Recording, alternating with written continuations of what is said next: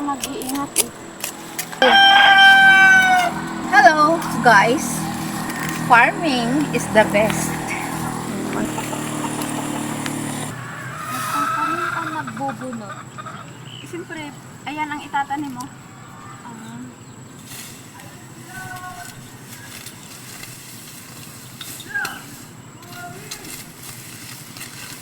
Pag hindi ka talaga sanay mag-garden na mahirapan.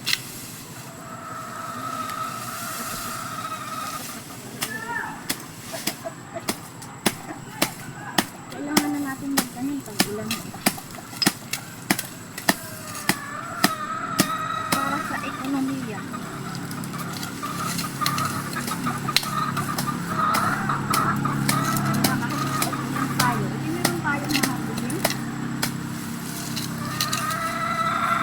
Magtanim ng talong, wala na yung talong na ano eh. May parang talong doon sa bahay. Sa may bintana Sa amin. na pantanim na.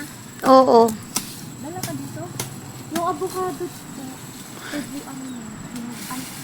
May bunga na no? Nag-harvest na ng avocado? Oo, ma.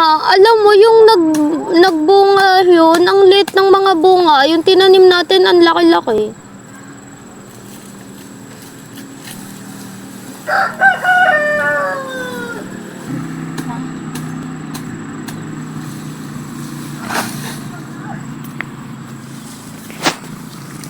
Magtanim, may di biro, maghapong nakayuko. Bayaway ka. Iano ko ha. Tapos ihuhukay mo. Kami pupuntahan.